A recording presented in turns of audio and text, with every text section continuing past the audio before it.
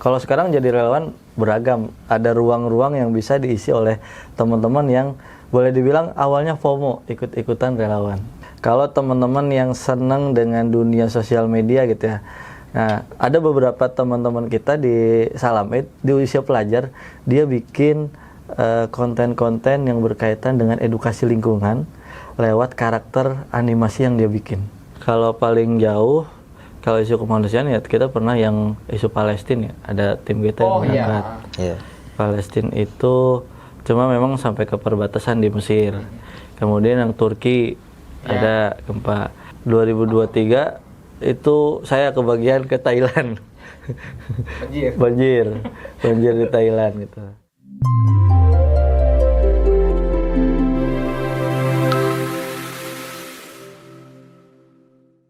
Selamat sore Sobat Gen, jumpa lagi di kanal podcast Gaming Indonesia. Kali ini kita akan ngobrol dengan tema yang berbeda. Kalau kemarin kita bicara tentang geopolitis, hari ini kita bicara tentang soal kerelawanan.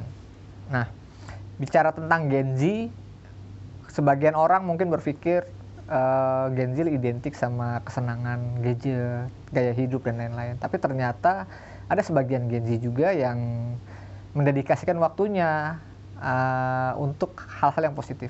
Nah, gimana jelasnya? Kita sudah mengundang teman-teman dari Salam Eid. Salam Eid itu apa ya? Gerakan ya? Gerakan Salam Eid dari Bogor. Kebetulan Salam Eid ini adalah perkumpulan kerelawanan yang bergerak di bidang kemanusiaan dan mitigasi kebencanaan ya. Kita kedatangan tamu. Saya Agil Multi, Kang Agil, saya Awal. Kang Awal. Nah, kita akan bicara banyak tentang bagaimana kawan-kawan kita dari Salam Eid ini menceritakan bagaimana peran Gen Z dalam dunia kerelawanan. Nah, Kang Agil, sebenarnya pertanyaan gue sejak lama gitu ya. Dunia relawan kan identik sama orang-orang yang udah pengalaman, proper gitu ya. Terus orang-orang yang mungkin punya basic, dia pernah di rescue gitu ya. Nah, kenapa Salam Eid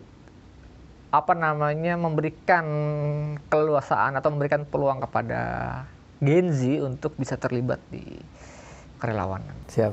Jadi kalau kita di Salam Eid melihatnya potensi, karena kita lahir di jaringan sekolah alam Nusantara gitu ya, bahkan nggak cuma Gen Alpha pun sekarang udah banyak terlibat bareng kita menjadi relawan. Kalau dulu framingnya jadi relawan dia harus punya kapasitas turun di bencana gitu. Kalau sekarang jadi relawan beragam, ada ruang-ruang yang bisa diisi oleh teman-teman yang boleh dibilang awalnya FOMO, ikut-ikutan relawan. Kemudian mereka juga bisa ikut kerelawanan sesuai dengan passionnya mereka.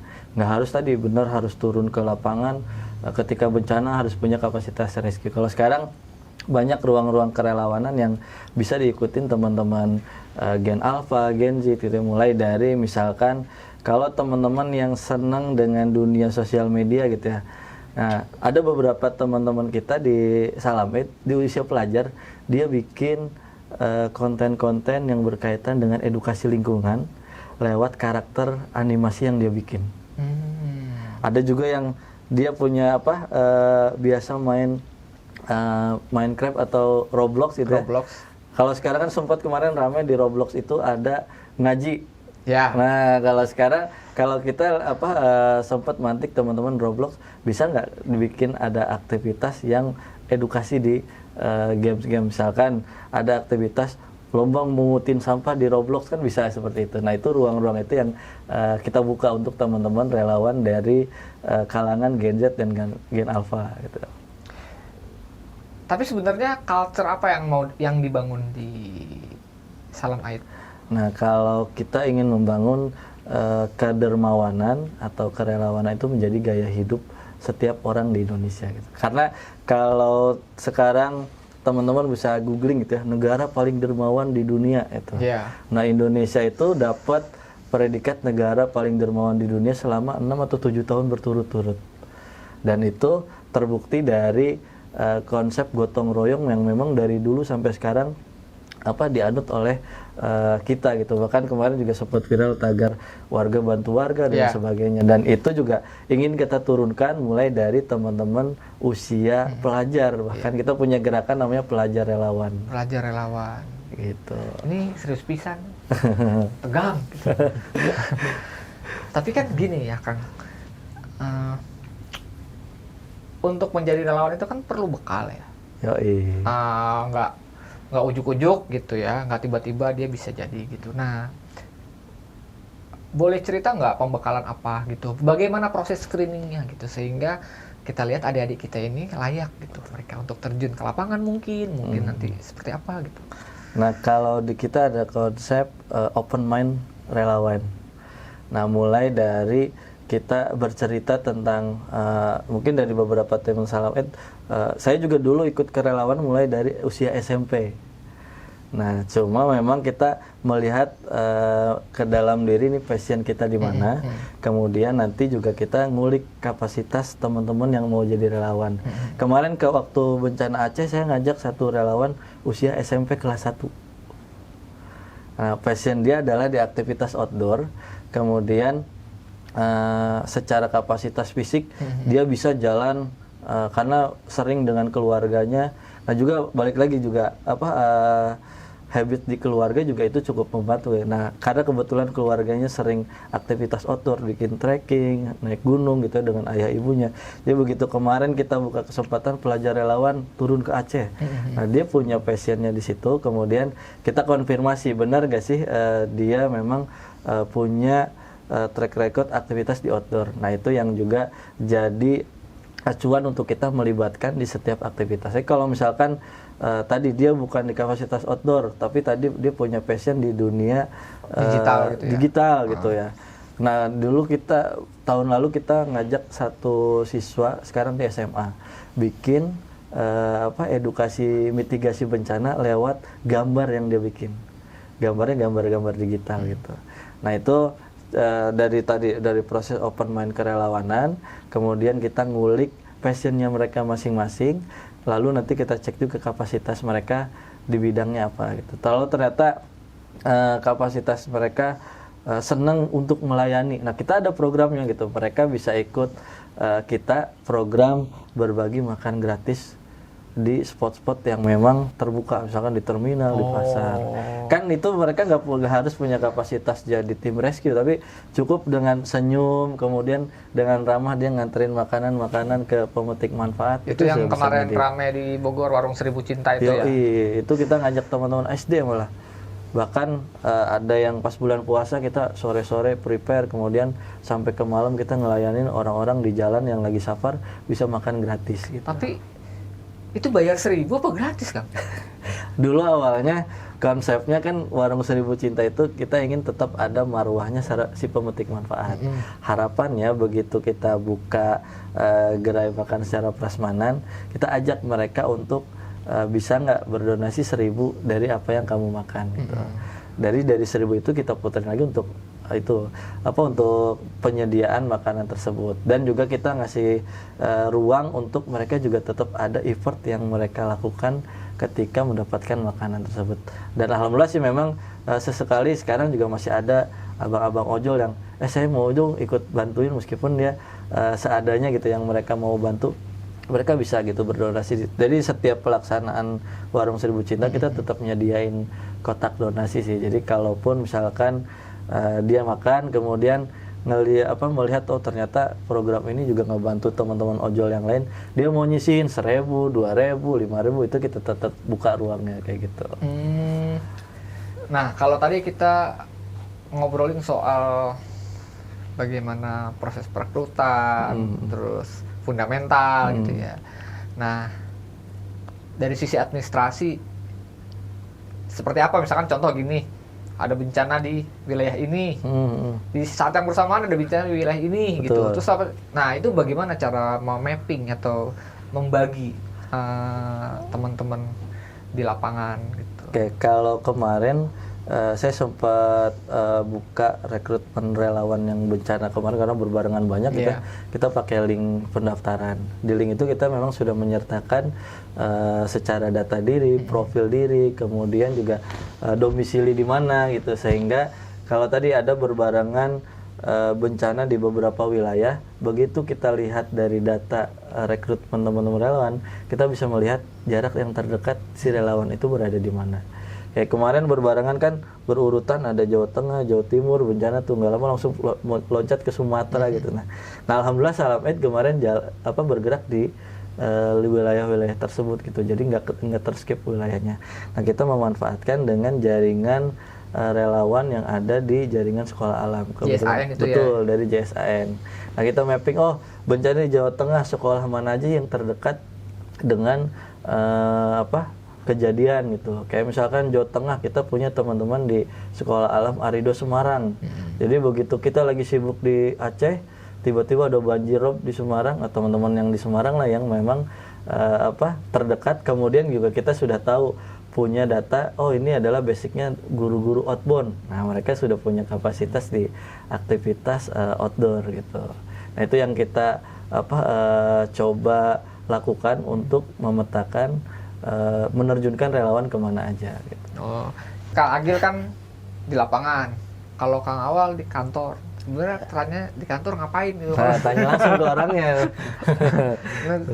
Buat yang di kantor ngapain Kang biasanya Kang? Kalau ada teman-teman lagi turun di lapangan?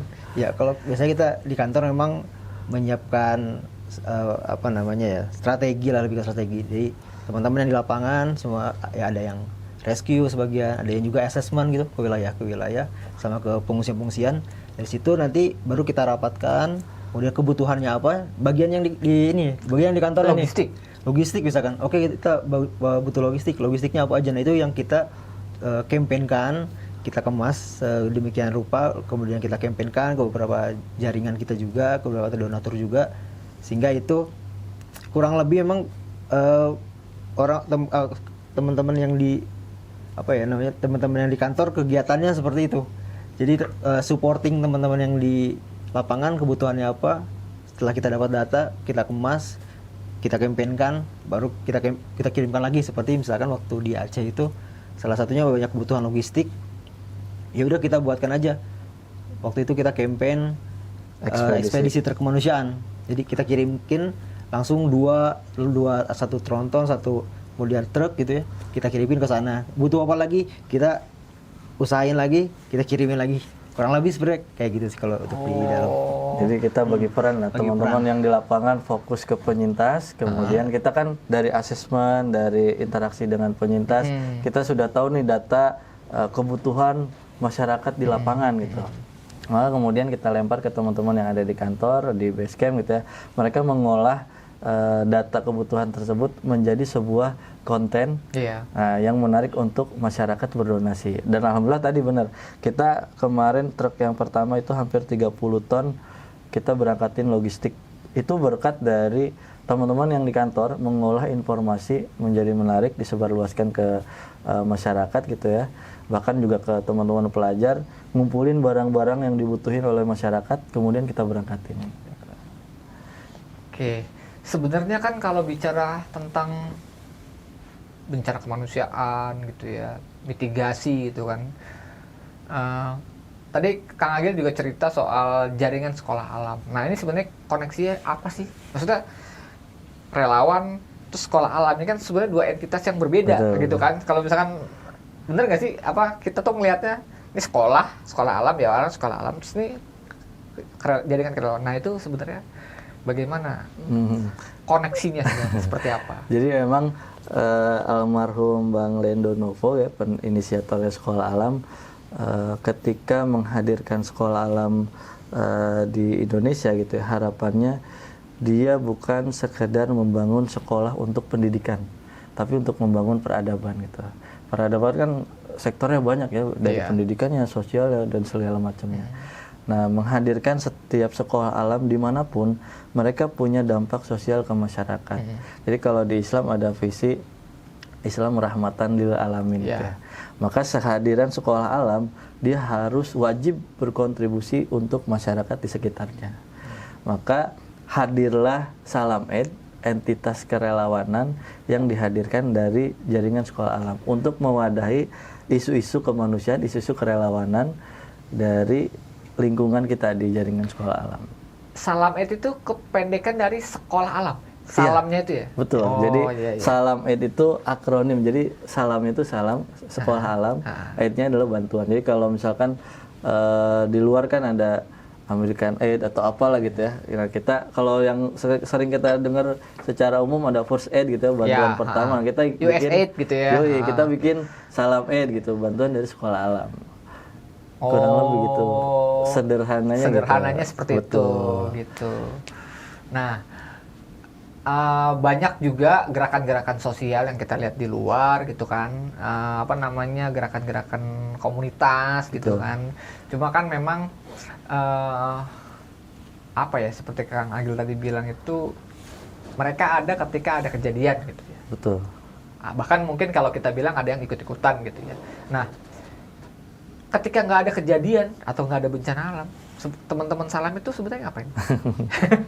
Ya kan? Kalau kita kadang ada bercandaannya, tim SAR kalau lagi ada bencana ngesar beneran gitu. Tapi kalau lagi nggak ada bencana kita tambahin sare.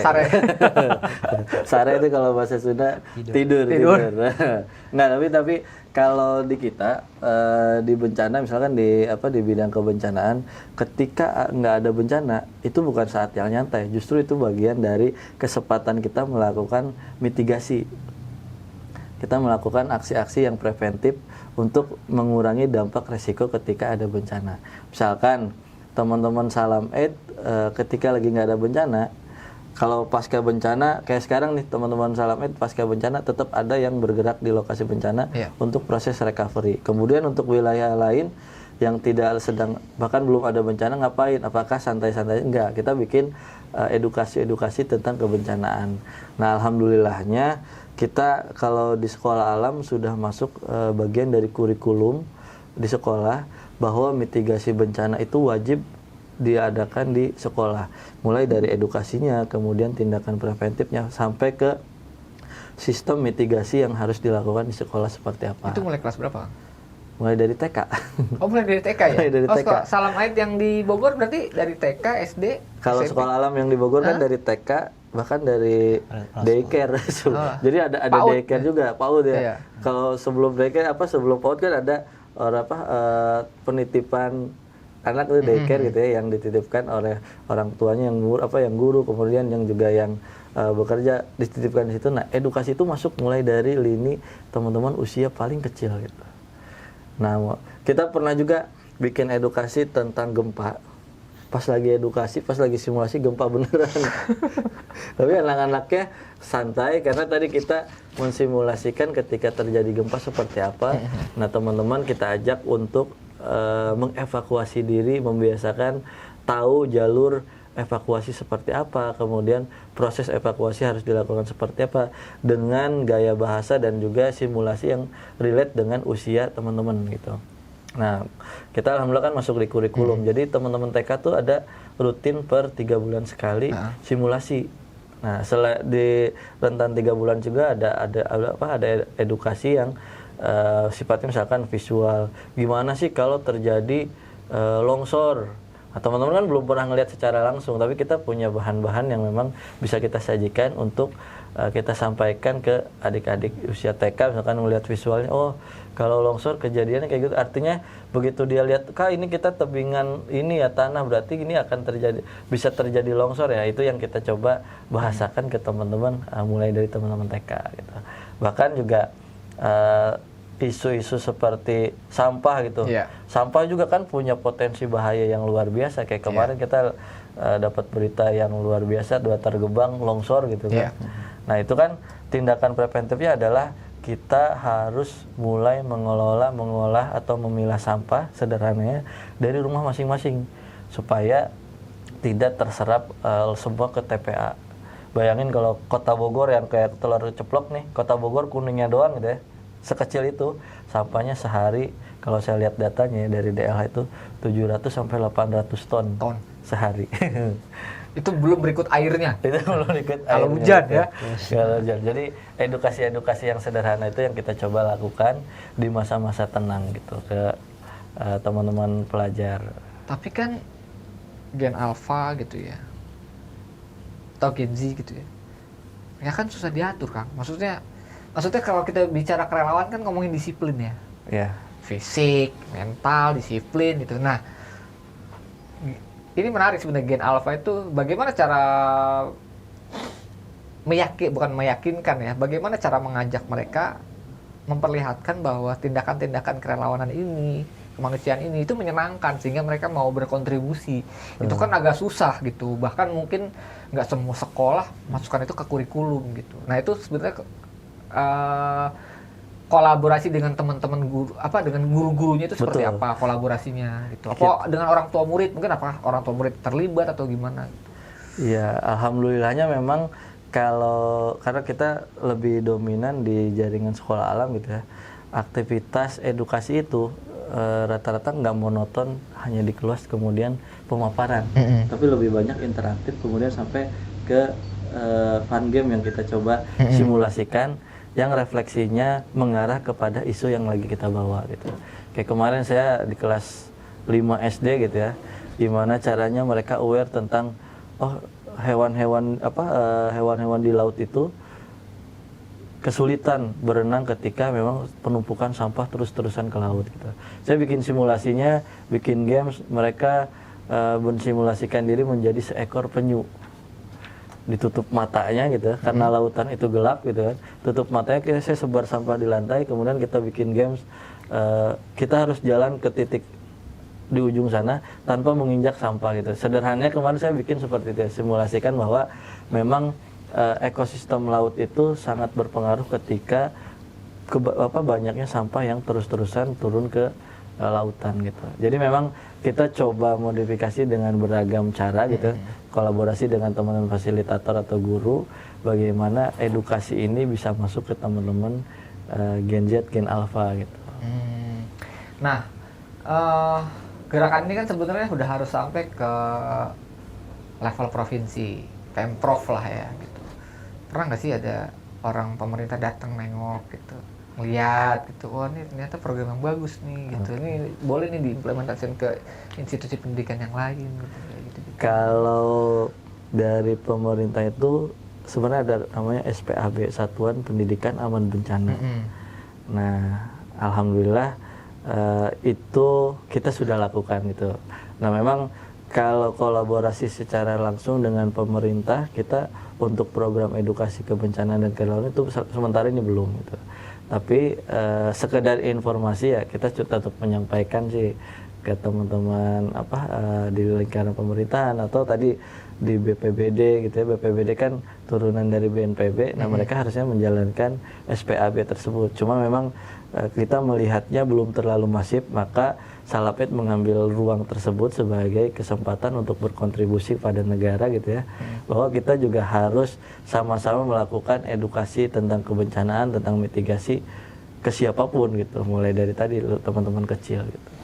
Kalau yang gue dengar kesannya menyenangkan, maksudnya nyenengin gitu kerja sekolah di sekolah alam gitu, terus tiba-tiba bisa ikut kegiatan-kegiatan itu gitu.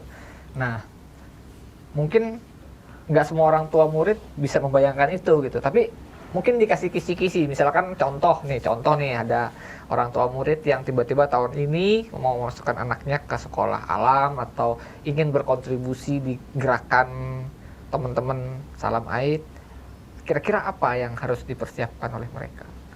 Atau ada relawan lah, misalkan contoh ada dari luar kota gitu, ingin berkontribusi dengan Salam Aid, sebenarnya gimana sih prosesnya? Apa yang harus dipersiapkan?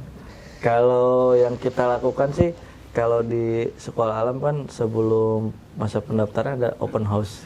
Nah, di proses open house itu kita dikasih ruang untuk menyampaikan ke calon orang tua murid bahwa di sekolah alam ada aktivitas-aktivitas di luar aktivitas formal pendidikan, yaitu ruang-ruang yang bisa diikuti gitu, ruang-ruang yang dilakukan oleh komunitas di sekitar sekolah gitu ya. Salah satunya misalkan Salam Aid sebagai entitas kemanusiaan kerelawanan. Dan itu disampaikan ke orang tua. Di luar jaringan sekolah orang tua di sekolah alam, kita sebenarnya coba kolaborasi dengan sekolah-sekolah di luar sekolah alam gitu ya untuk menghadirkan experience ini ke sekolahnya dengan tadi menawarkan proses edukasi tersebut ke sekolah-sekolah gitu. Dan kita juga terbuka melibatkan orang tuanya ikut juga dalam proses edukasi tersebut gitu. Ini kan cerita yang bagus-bagusnya nih. Iya nih. Nah, kita masuk ke cerita-cerita apakah pernah ada kejadian gitu. Tiba-tiba relawan yang masih Gen Z ini, yang masih Gen Alpha ini mengalami sesuatu ketika menjalankan misi kemanusiaan tadi. Ya mungkin di lingkup yang lebih sederhana di kota Bogor misalkan atau di mana gitu ya. Terus bagaimana cara memitigasi itu, bagaimana cara merespons itu dari teman-teman Salam Aid. Kan biasanya orang tua murid udah pasti panik, waduh anak gua gini nih, ada rasa kapok nggak gitu. Bagaimana cara kalian membicarakan itu dengan orang tua para relawan tadi? Pernah nggak ada kejadian gitu? Pernah. Drone kita hancur.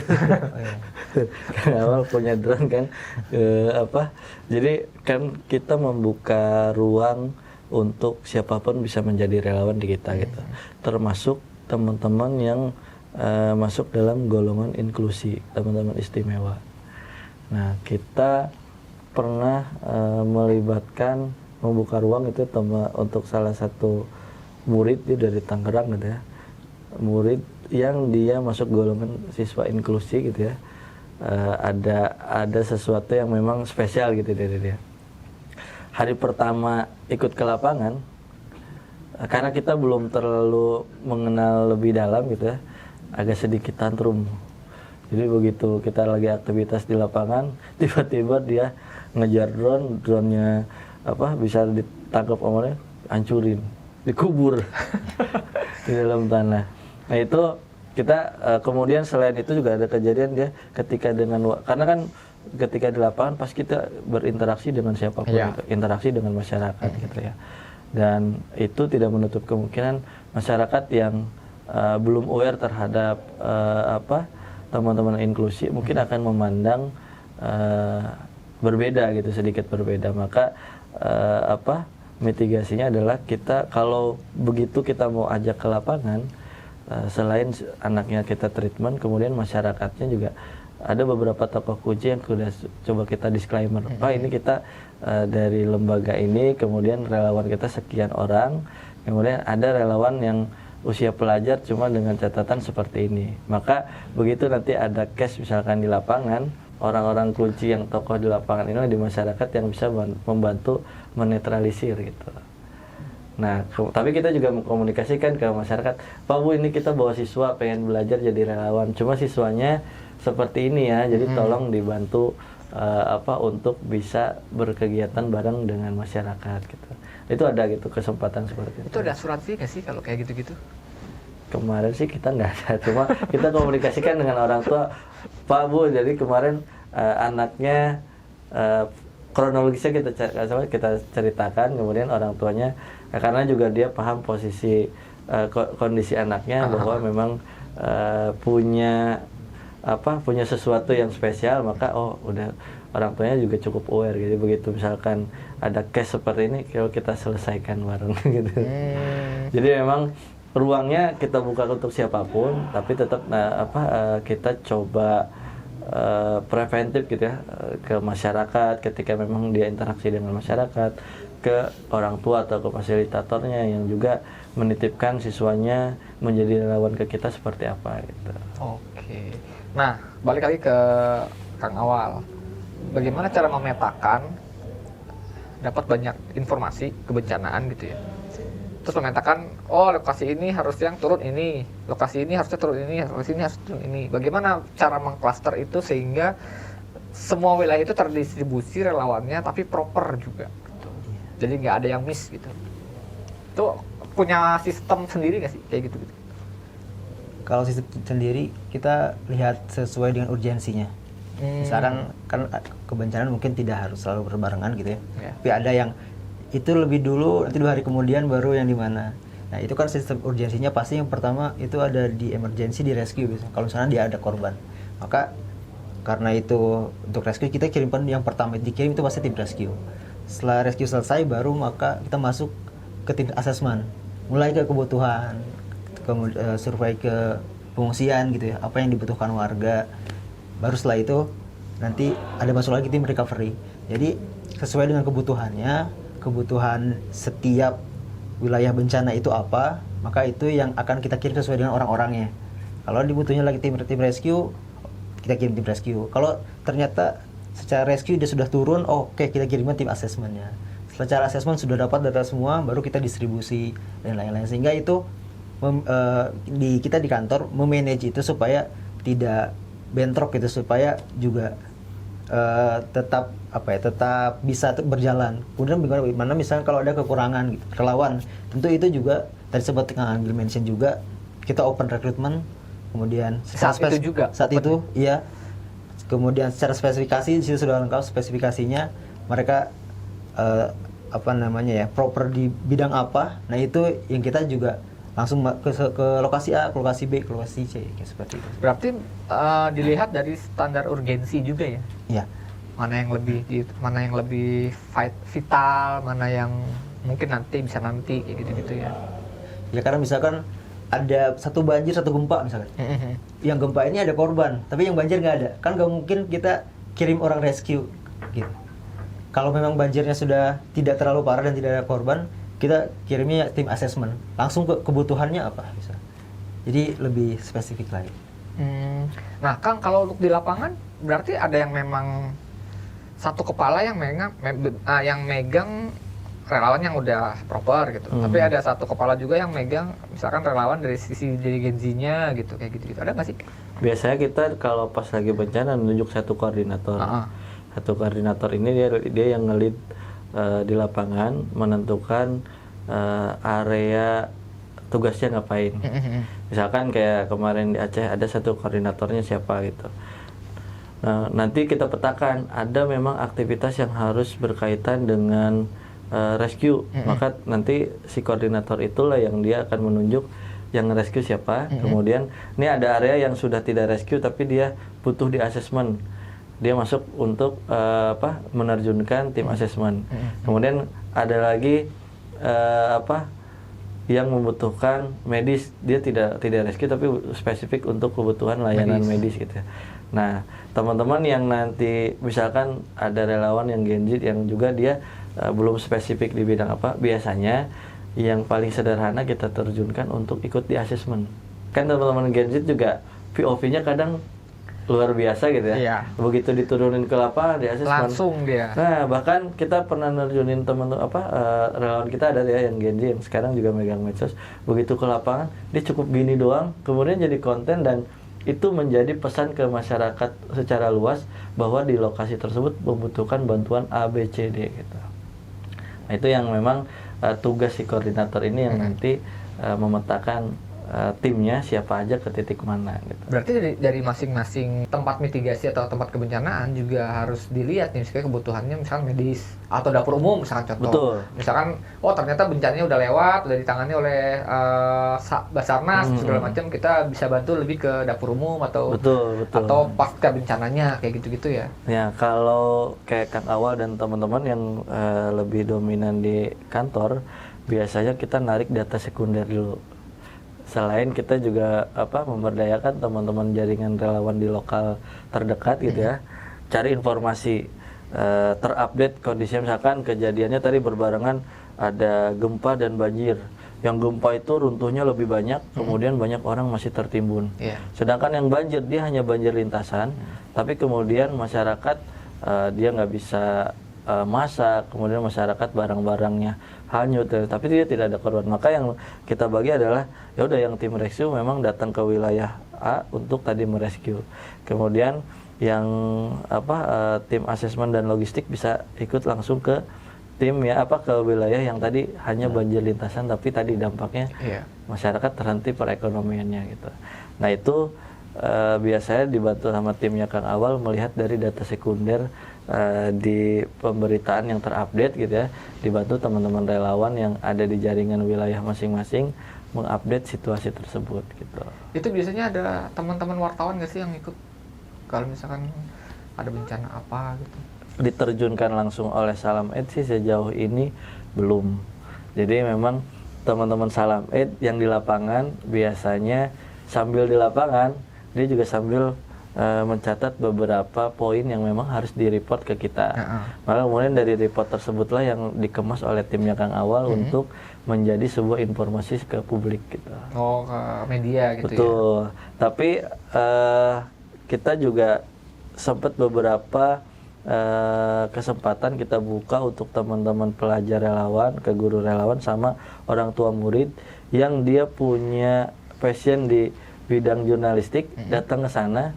Nah, kayak kemarin kita juga memberangkatkan orang tua murid yang dia juga senang nulis. Maka begitu ke sana, tugas dia bukan untuk gotong-gotong, tapi di pengamatan secara umum, maka dituliskan menjadi sebuah narasi kemanusiaan gitu. Oh. Pertanyaannya sebenarnya sesimpel ini, Kang. Emang banyak yang mau jadi relawan? Banyak. Kalau kita buka banyak. Oh gitu. Kan mereka nggak dibayar. Gak dibayar memang. Kan relawan itu kadang rela, kadang melawan. Alhamdulillah. Sebanyak apa sih? Maksudnya sebanyak apa sih? Maksudnya orang yang emang mau terlibat dari relawan sampai Salam Aid punya program untuk Gen Z gitu. Apakah emang orang-orang dewasa itu sekarang orang dewasa udah nggak punya waktu untuk menjadi relawan sehingga? Coba kalau dari Kang Awal kan di sosmed iya biasanya nih. kan yang megang sosmed Iya. biasanya banyak tuh orang-orang yang di komen di sosmed nge-DM Banyak kan gitu. anak, banyak kan sekarang aku lihat Salam Aid tuh relawannya cewek-cewek kan. Iya.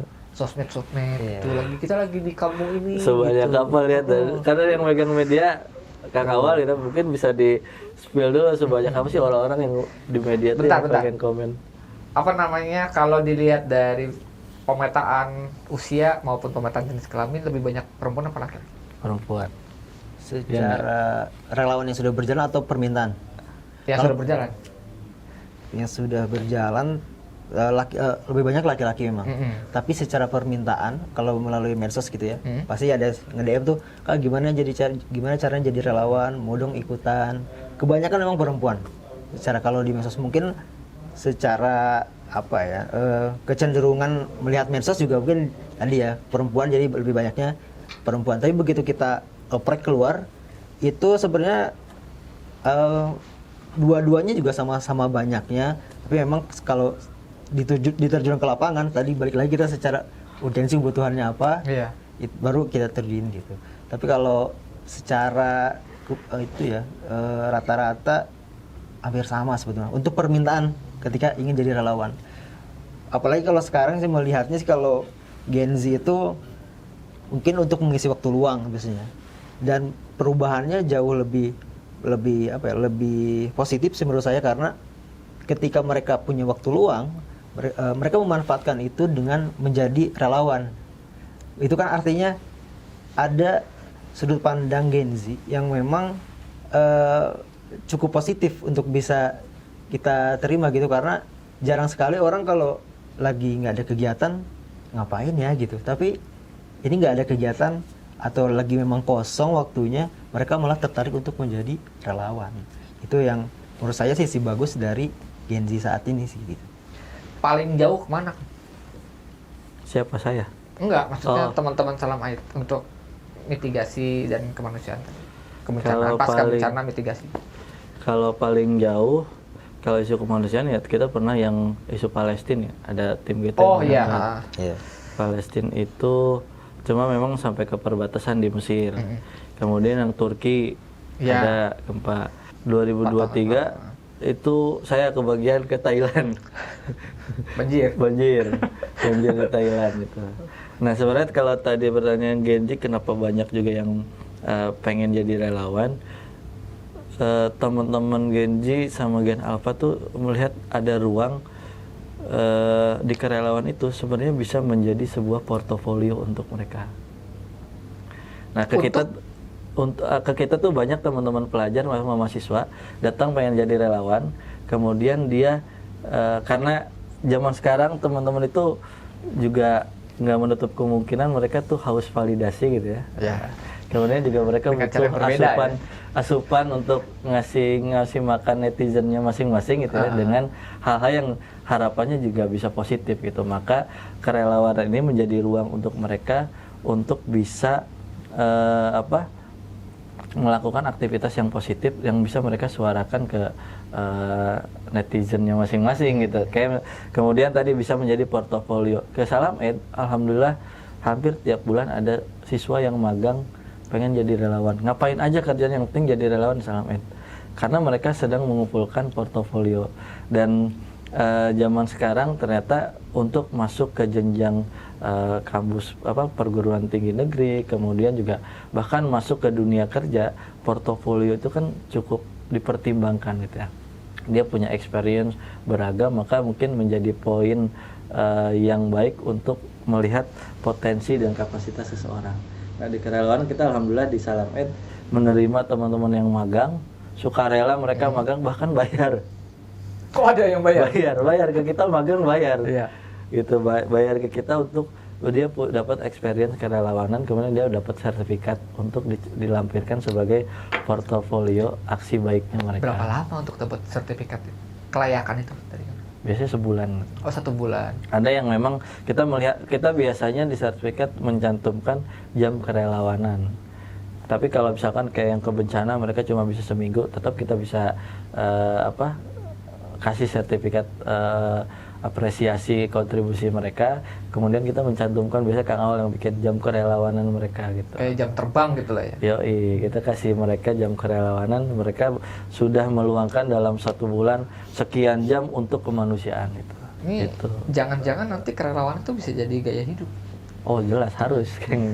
Jadi kayak Sebenarnya kerelawanan kan sebenarnya kalau di Indonesia ya udah menjadi gaya hidup sebenarnya. Cuma memang tidak disadari. Kemudian juga sejak dulu sempat framingnya relawan itu turunnya ke bencana rescue, bahkan sempat bergeser relawan itu untuk isu politik gitu, untuk calon-calon tertentu gitu ya. Tapi sebenarnya secara luas kan kerelawanan banyak. Yang sederhana misalkan ya teman-teman melakukan piket di kelas gitu ya. Kalau semoga zaman sekarang kayaknya masih kan ya, piket kayaknya di udah kelas, nggak ada. piket di kelas untuk menjaga kebersihan kelas masing-masing. Itu kan bagian dari aksi kerelawanan yang sudah disisipkan di setiap lini kehidupan kita gitu. kalau menurut Kang Agil sama Kang Awal, bagaimana konsep ini bisa terdistribusi secara merata di seluruh Indonesia, terutama untuk sekolah-sekolah? Apakah sebenarnya kendalanya apa sih kalau yang dari sudut pandang Kang Agil dan Kang Awal ya, kalau ada sekolah yang benar-benar proper untuk urusan kerelawanan, tapi emang yang ada yang memang benar-benar nggak ada gitu, maksudnya emang mereka apa mungkin nggak tahu atau seperti apa?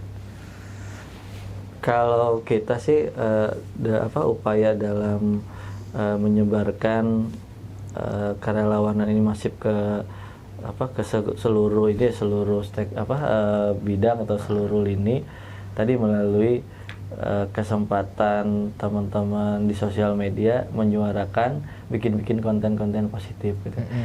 Saya beberapa kali ngamatin banyak konten teman-teman siswa SMP SMA yang dia bikin video sederhana cuma beliin sepatu buat temannya gitu. Itu sebenarnya udah masuk ya? Itu udah masuk sesuatu yang luar biasa, itu sesuatu yang bahkan bukan cuma kedermawanannya juga udah dapat banget. Dia ngumpulin uang kemudian beliin sepatu buat temennya yang sepatunya udah jelek, dan itu 2011-12 itu saya lakukan sama teman-teman di komunitas namanya dulu Gebu Cinta, Gerakan 1000 Cinta untuk Senyum Sesama. Nah itu kita memasifkan gerakan kerelawanan dengan kita berjejaring dengan sesama teman-teman sebaya, melakukan aktivitas sederhana untuk membantu lingkungan, untuk membantu teman sesama gitu. Dan itu kita coba suarakan melalui, kalau sekarang ya bisa melalui sosial media gitu. Dan alhamdulillah sebenarnya kan kayak TikTok segala macam sekarang udah masuk ke seluruh lini gitu ya. Mulai dari anak-anak sampai ke emak-emak juga main TikTok gitu kan. Nah tinggal bagaimana kita bisa mengarus utamakan itu menjadi sebuah algoritma kebaikan di sosial media supaya bisa masuk ke lini manapun. Dan harapannya begitu edukasi aksi-aksi kerelawanan, kedermawanan itu jadi konten yang masif, semoga itu bisa diduplikasi di setiap lini, misalkan mulai dari lingkungan sekolah, lingkungan RT RW gitu. Nah, itu harapan yang bisa dilakukan, dan alhamdulillah kita coba melakukan itu melalui, kalau Salam Ed karena tadi ya punya jaringan sekolah alam, maka kita mencoba dari hampir 300 sekolah alam yang ada di JSAN, kita coba hadir untuk mengedukasi tentang kerelawanan itu. Berarti sebenarnya relawan itu bukan lebih kepada institusi ya, tapi lebih kepada manusianya ya. Manusianya. Secara konteks seperti itu gambarannya ya. Nah, sekarang apa nih Kang? Yang lagi digerakin apa untuk relawannya? Iya, kerelawanan. Tapi menanggapi yang Kang Angel juga ya, sepakat juga sama Kang Angel gitu. Sebenarnya lebih ke informasi. Sebenarnya harusnya lebih banyak informasi, kemudian publikasi, sehingga itu yang semakin itu tersebar, semakin itu masif, maka orang juga semakin tahu gitu. Kemudian kan bagaimana caranya. Kemudian tadi ada validasi gitu ya. Nah, sekarang tuh kami di Salam Ed lagi bangun sistem sebetulnya. Kalau misalkan jadi satu sistem untuk wadah para relawan. Nah, itu di situ termasuk ada jam kerelawanan. Di situ nanti mereka bisa login. Setelah login itu mereka bisa tahu setelah melakukan apa, kemudian nanti dapat poin. Nah, itu ada leaderboardnya itu, supaya memicu mereka untuk pengen jadi di atas ya. Semakin mereka banyak melakukan aktivitas-aktivitas sosial, maka leaderboardnya akan semakin naik, poinnya akan semakin naik. Nah, di situ juga nanti kita masukkan juga ada sertifikatnya. Jadi sertifikat berbentuk digital gitu ya. Kalau misalkan sekarang teman-teman pelari itu familiar dengan Strava kurang lebih, leaderboardnya seperti itu. Nanti mereka bisa lihat di profil mereka bisa lihat capaian mereka sudah berapa, kemudian sertifikatnya juga mereka bisa cek langsung di situ untuk yang digital, atau bahkan mau mereka print gitu, itu juga sangat memungkinkan. Itu salah satu wadah yang coba kami buat supaya meningkatkan ketertarikan tentunya untuk orang untuk menjadi relawan. Dengar-dengar ada aktivitas yang lagi dilakuin di Katulampa. Buka apa? Tempat bermain atau apa? Tempat wisata ya? Jadi kita ya kalau Katulampa itu kan sesuatu yang ikonik di Bogor ya. Iya. Apalagi kalau musim hujan gitu. Biasa informasi Jakarta akan banjir mulai dari Katulampa gitu. Nah, kita melihat di Katulampa itu banyak potensinya gitu. Mulai dari lingkungan masyarakatnya, alamnya, kemudian juga gotong royong di masyarakatnya itu coba kita dampingi gitu ya. Jadi alhamdulillah memang tim Salam Ed sudah cukup lama mengenal masyarakat di Katulampa, bahkan sekarang sebagian tim Salam Ed berasal dari Katulampa gitu. Nah, kita melihat di Katulampa ada potensi untuk wisata, kemudian juga untuk lingkungannya. Nah, kita alhamdulillah sudah berkali-kali bikin pelatihan menjadi pemandu rafting untuk anak-anak muda di Katulampa gitu. Tapi jauh sebelum ngajak mereka menjadi pemandu rafting, itu kita ajak mereka untuk mencintai kampungnya dulu dengan misalkan menjaga lingkungannya. Dulu awal-awal 2013 kita datang ke sana ngelihat sungainya, kemudian ini ada potensi. Kemudian kita coba masuk ke masyarakat, asesmen, diskusi bareng. Kita membuka hope-nya masyarakat apa, kemudian mereka punya kapasitas di mana. Akhirnya sederhananya kita dulu bikin rutin aksi bersih-bersih sungainya dulu. Begitu sungainya sudah bisa dijaga, maka kita cari kira-kira setelah sungainya kita jaga, manfaat apa yang bisa kita dapatkan. Akhirnya kita coba latih mereka untuk mengembangkan wisata air. Karena kan hidup dekat sungai, rata-rata mereka terbiasa dengan aktivitas di sungai. Tinggal tadi memeliharanya, kemudian kita tingkatkan kapasitasnya, akhirnya mereka bisa menjadi pemandu rafting. Di Salam Ed kan alhamdulillah punya perahu-perahu untuk evakuasi banjir. Kalau lagi banjir itu untuk evakuasi. Kalau lagi gak banjir, perahu itu kan perahu karet yang kita punya.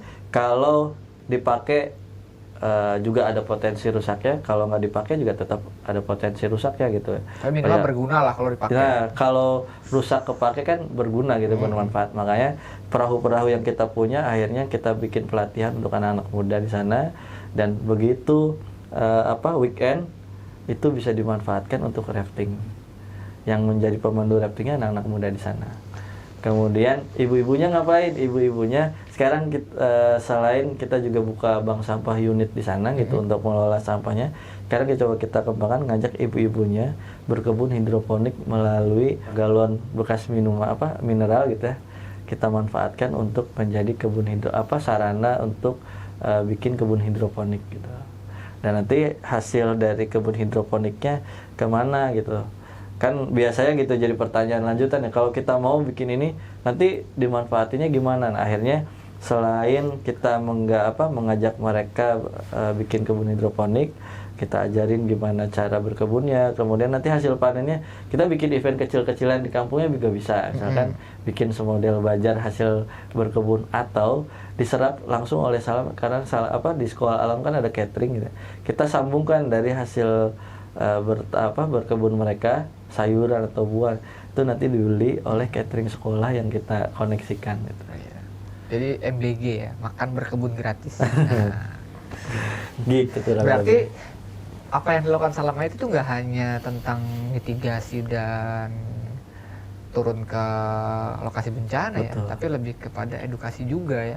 Betul. Edukasi yang boleh dibilang tadi ceritanya dari anak-anak, terus edukasi tentang lingkungan gitu ya. Terus sekarang edukasi lagi tentang bagaimana apa yang ada di lingkungan punya nilai ekonomi gitu ya, seperti hal tadi gitu ya. Jadi alhamdulillah kita sih mencoba berkontribusi di seluruh sektor, di seluruh elemen ya. Pendidikan, lingkungan, kesehatan gitu ya, kemudian juga kebencanaan. Di mana ada peristiwa atau permasalahan, di situ ada peluang kita berbuat baik sebenarnya. Pusing nggak sih, Kang? Data segala macam. Sering nginep di kantor ya berarti. Gitu lah kira lebih. Nah, bibit-bibit ke depannya seperti apa, Kang? Maksudnya kalau eranya Kang Agil kan ya boleh dibilang Kang Agil udah senior lah ya gitu. Nah, untuk bisa menurunkan ilmunya ke regenerasi lah kalau bahasa kerennya gitu. Itu apa yang dilakukan oleh teman-teman Salamait?